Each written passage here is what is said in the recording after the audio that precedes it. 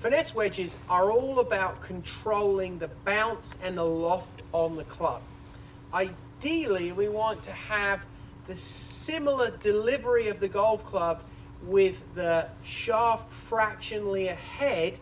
We're not necessarily going to throw the club head excessively like we would in a bunker, but we're going to have more loft on the club. We're going to have some degree of shaft lean, but not a massive amount. But we're definitely going to put a little bit more cut or extension in the lead wrist as the club comes back, so the club is very much toe up, as opposed to being squarer where we have it for a distance wedge where we're leaning that shaft forwards in that sort of 15 to 18 degree range. A finesse wedge is going to play, the face is going to tend to be more open so that we can put more loft on the club, so that when we pivot through, we're delivering more loft till we can get a higher shot. The other little nuance here is that inside around 30 yards, a lot of these shots tend to be more outside in or slightly in the cut variety because that produces more spin. But we do still want to have a nice sequence. A lot of times folks get in trouble when they start to throw the head and then they lose control of the arc and their interaction with the ground, and their low point tends to be very, very erratic. So I encourage you to enjoy a little bit more face rotation and really embrace it. I say enjoy it, but in the backswing, really embrace a little bit more of the face getting open and then pivoting through. The club exit's going to be a little bit more left, but that's going to allow you to deliver more loft and get a little bit softer shot, those sort of finesse wedges. You can experiment with different sequencing, perhaps throwing the arms first, but I encourage you to try that very normal sequence lower body first, because that allows you to keep the amount of force you're applying very, very constant.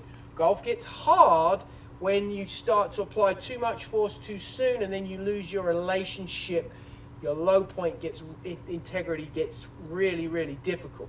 So what we want to try and do, we've got pretty narrow stance. We're going to put some loft on the club, fractionally across it, and then obviously I'm going to pivot. Normally the exit's going to be more left. So I'm going to have fractional shaft lean, not a massive amount. I'm going to have the face is going to roll open and extended, and then I'm going to pivot through, really trying to keep that nice amount of force, nice and rhythmical through the shot, so it's very predictable. And obviously I want the club to have an interaction with the ground. The bounce is designed to hit the ground. That's a good thing. I'm trying to use more of the back of the club here. So here we go.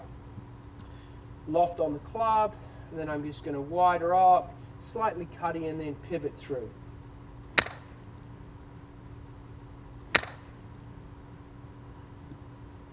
So there, that ball came out, nice shot, lower side, fractionally cutting, but it had lots and lots of spin on it.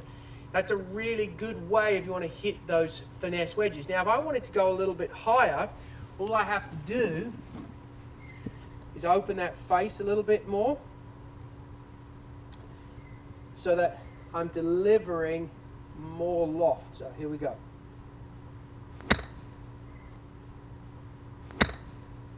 And there, you can see the ball came out much higher again, stopped very, very quickly. That nice click to the ball. I've even got some paint on the face. That means I've taken some of that cover off. That ball's really, really spinning. So when it comes to finesse wedges, embrace and enjoy putting some loft on the club so that you can deliver that through, trust the bounce, get that ball up in the air, you'll be able to have a lot of control around the greens.